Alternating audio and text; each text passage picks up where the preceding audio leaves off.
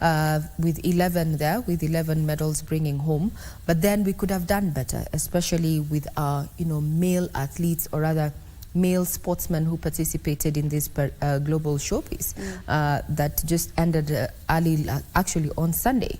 And the questions to the performance: why do we have our athletes opting to give their services, or, to run for, in direct translation, other countries and such? It's because of the perks and the incentives that they may be offered there.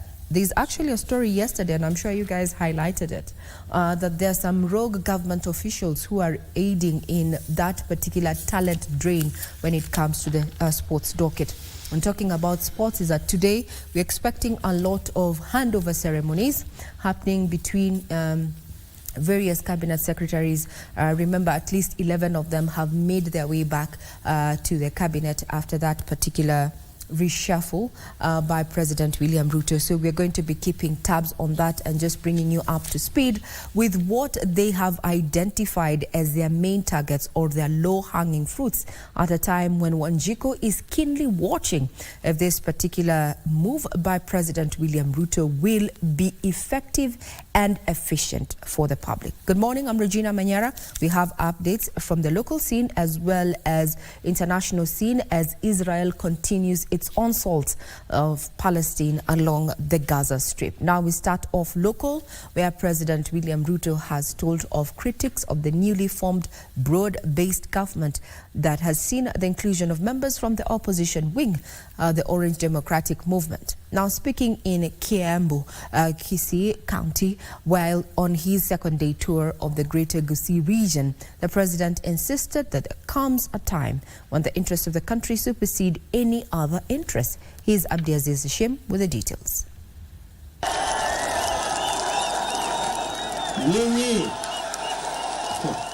For the second day running, the president continued with his tour of both Kisii and Nyamira counties with development goodies that included a cancer treatment center in Nyaribari Chache. Tuko na bilioni 3 ya kujenga hii facility kutoka marafiki zetu wa Saudia, benki ya Badea na serikali ya Kenya. Furahi kwa hii cancer center hapa Kisii. This is a milestone in our health interventions, not just in this region, but in the country. A level 4 hospital in Keroka, and an affordable housing project in Ekambo. The president, accompanied by his deputy Rigathi Gachagua, saying his action was in the realization of his plan that propelled his administration to power. Unajua kuna watu wananiambia ninaenda huko nje kufanya nini? Ati sijui naenda kumangamanga, sijui kufanya utalii. Sasa wacha mimi watangazie. Safari yangu ya China ndio hii pesa 3.5 billion ya watu wa Nyamira hapa, tunaanzisha hiyo barabara kesho. Rais amesema hapa Kisii lazima maendeleo ikuwe hapa. Si amefanya vizuri? The president stating that this is not the time for Kenyans to be divided and allowing individual interest to supersede the public good. Ndio sababu juzi mimi nimetengeneza serikali, nimeunda baraza la mawaziri ya kuunganisha Wakenya wote, kwa sababu imefika wakati ambapo umoja wa nchi, maendeleo ya nchi ni muhimu. Ruto and his deputy Rigathi Gachagua urging those opposed to the newly formed broad-based government to shelve their political interests and work towards the common good of the populace. I want to ask those leaders who still have doubts, I want to tell them there is a moment in the history of a nation when we must come together for the greater good, for the greater transformation of our nation called Kenya. And this is such a moment. The head of state urging locals to support a part of the finance bill measures once reintroduced to unlock 130 billion shillings to upgrade roads in the country. Lakini sasa unajua niko na shida kubwa. Kwa sababu sasa nilikuwa nimepanga hiyo barabara. Nilikuwa nimeweka pesa 130 billion kwa budget yetu. Sasa watu wengine wakatoka hapo na kisirani finance bill wakaangusha. Sasa hiyo watu, mimi nataka tukubaliane. Mimi lazima nirudie hiyo kazi ama namna gani? The president further urged leaders from the region to work towards delivering on their pledges and stop supremacy battles. Nyinyi. For the second day running, Naitwa Matoke. Well, we'll be keeping tabs with the president there. Shim has been on ground on that particular tour of Gusii region. Now, we cross over to Meru County, where the impeachment motion against Meru Governor Kawira Mwangaza is set to be canvassed today in a special sitting by the Senate. The Senate, who are currently on a short recess, will convene to either set up a committee to probe the allegations against her and table the findings, or opt to probe the allegations against her through plenary.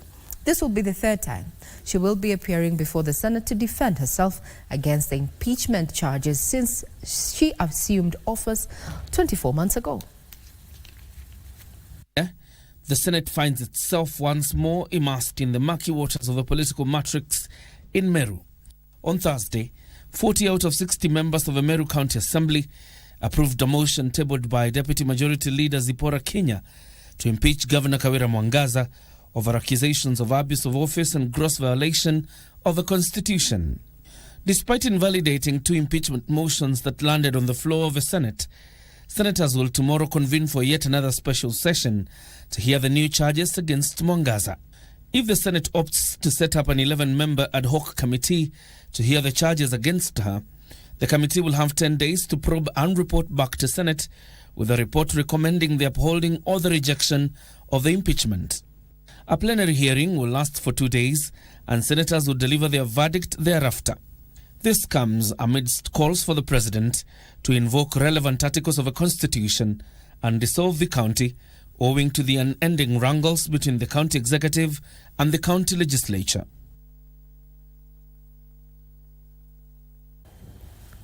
There are a lot of questions on whether Governor Kawira Mwangaza is going to survive this time, and you can bet that you're going to be keeping tabs on that, looking at the region, Meru region, and looking back at her background. There is when she was actually campaigning for this particular seat, top seat in Meru County. She did it on an independent term, and only later the president himself actually acknowledged the G7. These are the 7 female governors that we have in the country. We'll be keeping tabs on that. Will she survive? Will she not? Well, it's a matter of wait and see.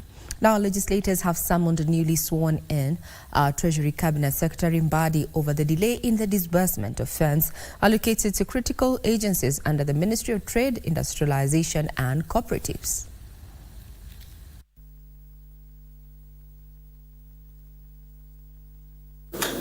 Because we know everything takes time because the procedures have to be followed. What are we going to do in this whole financial year when these particular agencies cannot be able to do anything? Are we leaving them to die? Are we leaving them to close the shops? Or what is the intention of Treasury in terms of bailing out this important sector? In this financial year, out of 5 billion, due to austerity measures, their allocation was reduced from 5 billion and it was reduced to 3 billion Kenya shillings. Thereafter, still they also faced further cuts from 3 billion. Another 1 billion was cut, and those seriously affected areas are those particular areas, because once you mention special economic zone, you are mentioning industrialization. One is mentioned EPZDA, you are mentioning industrialization. Those are key. Then the other sector is agriculture, where now coffee comes in. And those are the major areas of effect where this failure of disbursement touched on.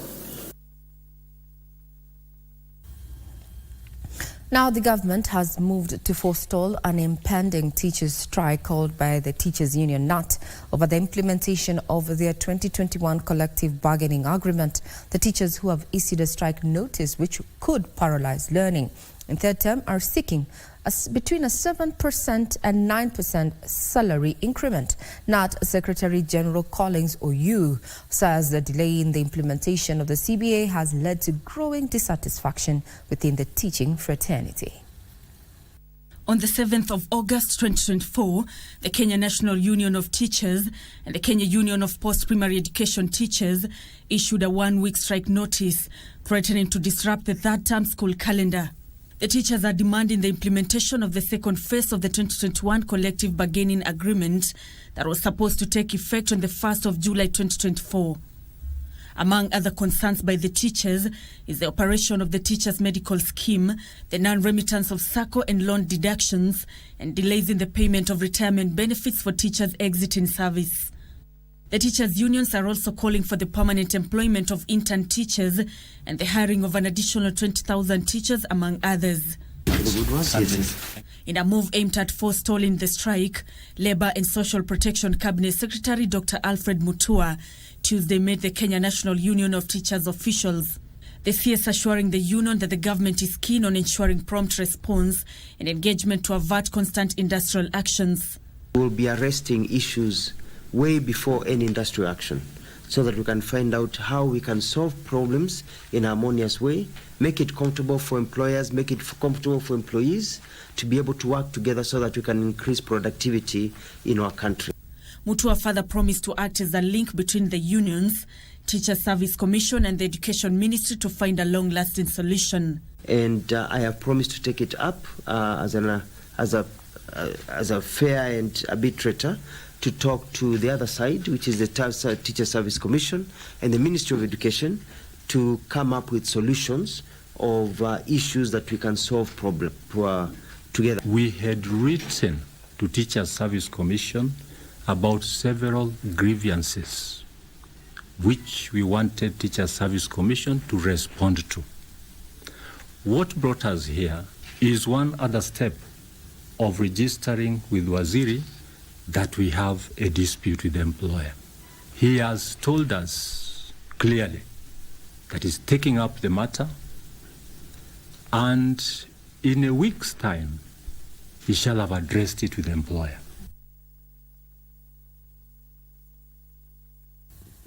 Now, school is set to resume at the end of this month, dates being around the 26th of August. In 1 week, we'll see the direction that government will have taken with the teachers there. Now, the National Environment Management Authority has issued a stern warning to households discharging waste into rivers, cushioning of the severe environmental and health risks associated with the practice. The authority, through its Director General Mamo Boru, says those polluting the waters and those who have illegally occupied riparian lands in Nairobi County will be held liable as per the law. Mamo was speaking during a crackdown of individuals polluting the environment within City Park in Nairobi County. Additionally, he called on Nairobi City Water and Sewerage Company to repair all leaking sewer systems with immediate effect.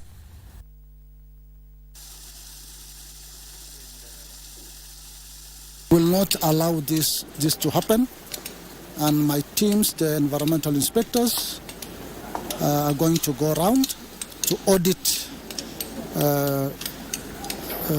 the sites along the Nairobi River to ensure that we do not have effluent discharge coming into our Nairobi River's ecosystem. Along the river basin, there are a number of sites with broken sewer lines, and from next week, my team are going to undertake proper audit and ensure that we take proper enforcement action. For Nairobi City Water Company, we've already given them a restoration order to ensure that they map out all the discharge points and ensure that it's fully stopped. The community is growing bigger, and the line maybe it's smaller. So we are trying to improve on that one immediately.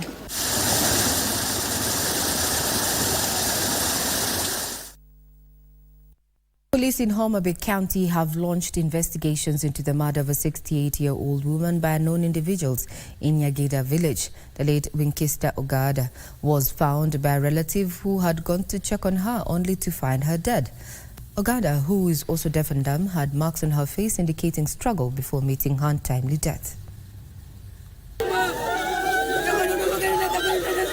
Nyagida village is in sorrow following the murder of a 68-year-old woman by unknown assailants. Wilkista Rodang's lifeless body was discovered by a relative that went to check on her. Investigators believe the assailants accessed the deceased home through this scar that was made on the door. Her inability to speak now being attributed to the danger she was exposed to, as relatives also believe she was sexually abused.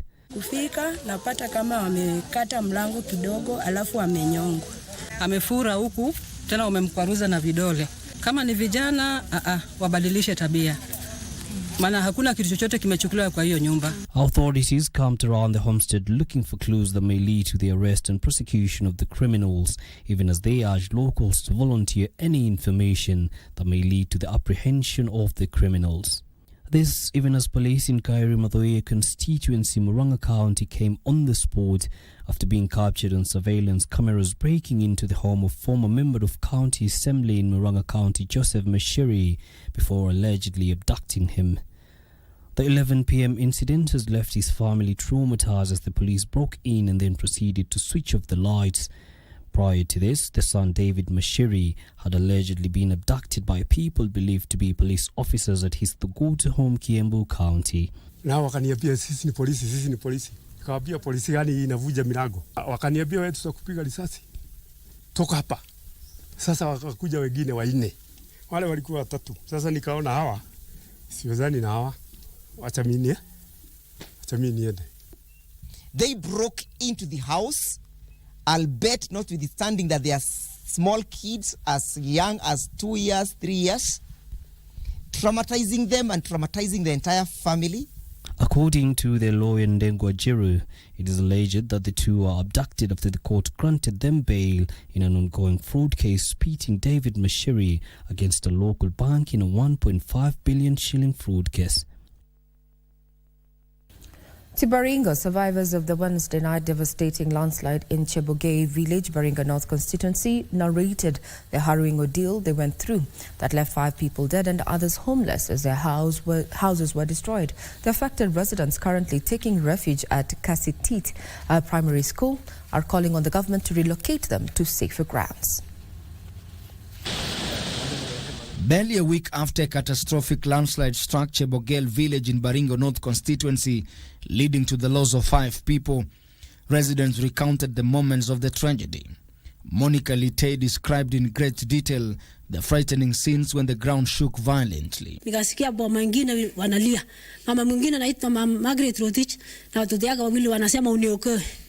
Kupiga hapo kwa hiyo boma kwa Samuel Jesora, watoto wawili na mama yao walikuwa chini ya mchanga. Walikuwa wamefunikwa. Mimi nikaanza kushika hawa walikuwa tu wamepaka na vichwa tu peke yake. Lakini miti ya nyumba ilikuwa imefunika pande hiyo yote mpaka shingo tu inabaka. Nikaokoa hawa mama yao na watoto wawili. Pata hawa wakuja watoke nje hivi, nikaanza kukimbia kwa boma nyingine kuita majirani.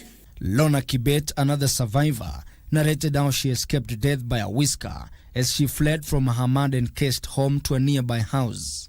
Sasa kuna matope yenye iliingia kabisa nyumba kubwa sana. Nikasukuma kitanda ya watoto. Nikapitisha watoto kwa dirisha. Kufika nje, kentangi kaanguka. Kuanguka tukakimbia kwa gogo. Kukimbia kwa gogo, kufika kwa gogo kukaa chini tukasikia nduru. Ndiye pasinya wako chini. Kukimbia kuangalia ni mama na wasichana wake wawili wamefunikwa na mchanga. The disaster has had a devastating impact on Zakai Ruto, who lost his wife and 2 sons in the landslide.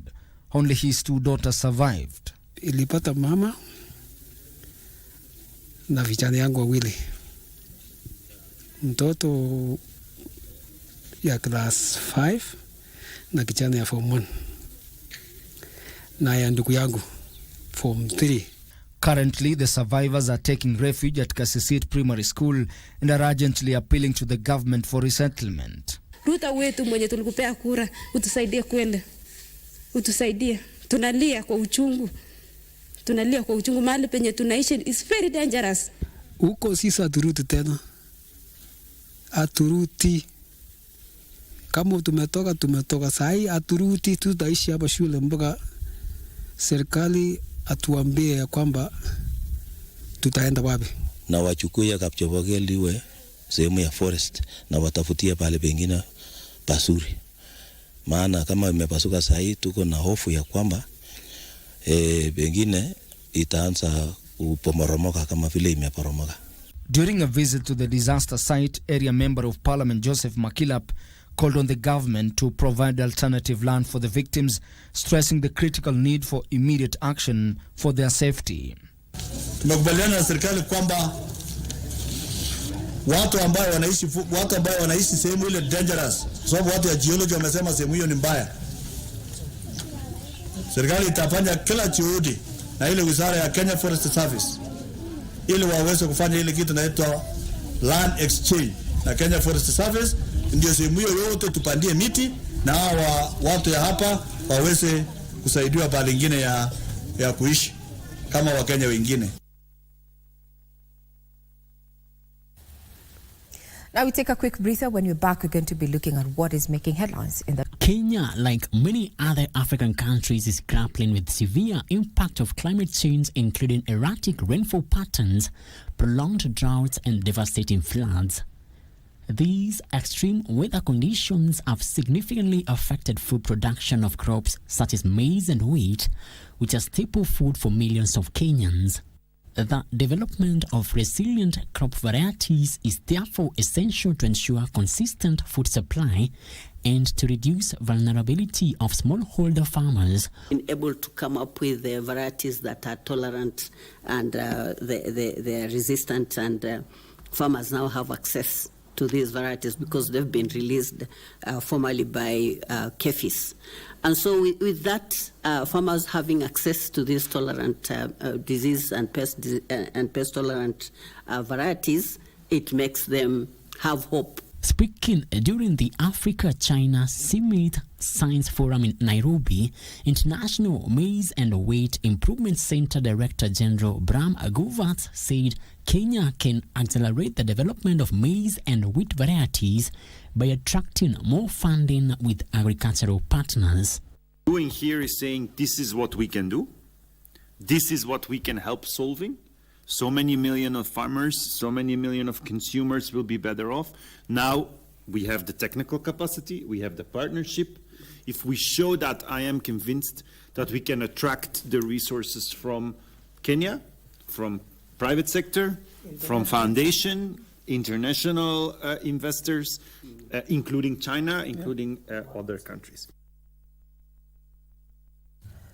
Kenya is set to host another global conference next month in Mombasa. Delegates from at least 22 countries will converge for the Technology Information Confederation Africa Conference to discuss strengthening access to digital infrastructure, harnessing emerging technologies such as artificial intelligence, Internet of Things, big data analytics, robotics, and virtual reality, as well as address cybersecurity and data protection. ICT and marketing professionals, policymakers, innovators, and the academia have confirmed participation in the conference.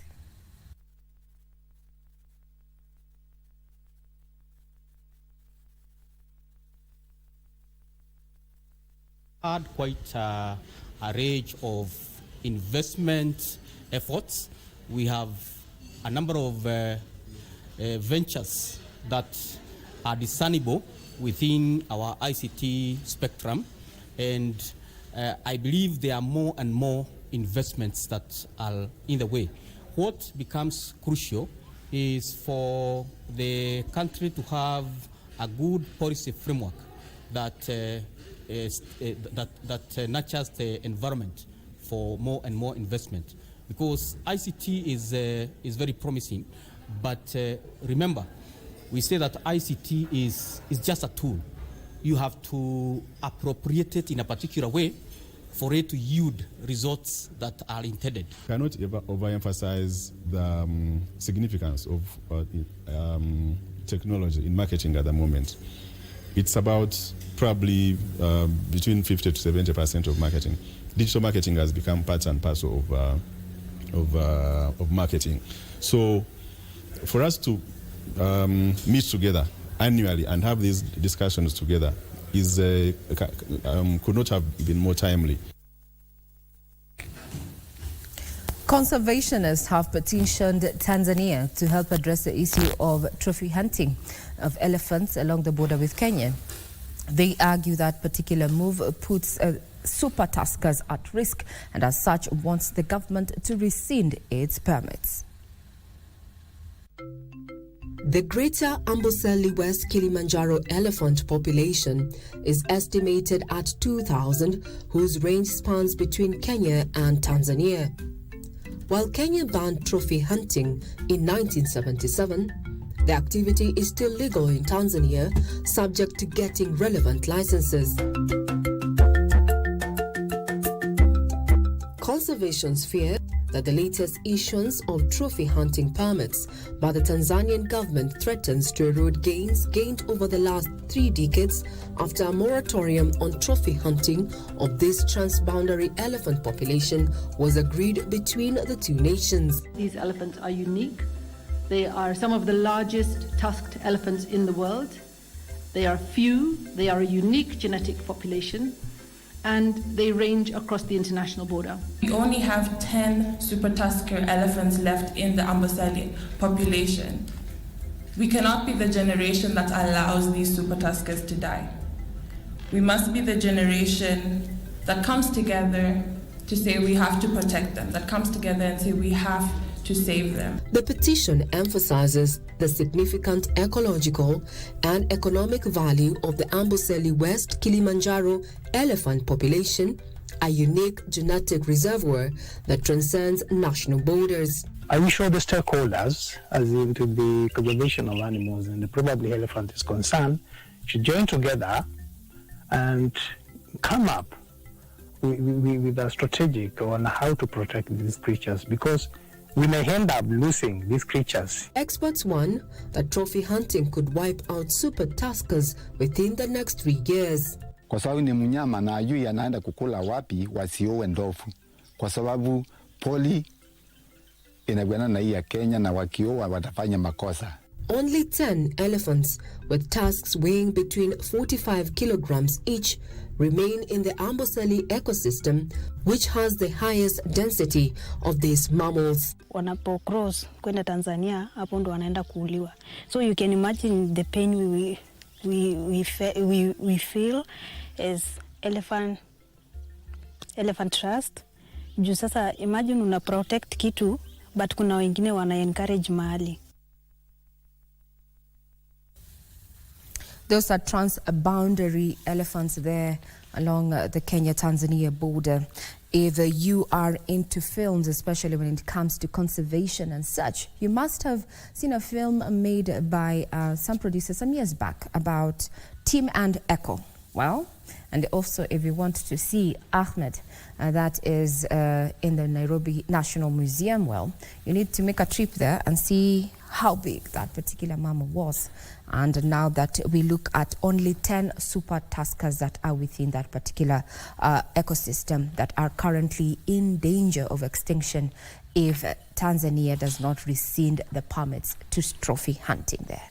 Now to sports, the National Paralympics team has intensified training at its camp in Copain, 7.3 kilometers from French capital Paris, ahead of the games set to be held between the 20th of August and 8th of September.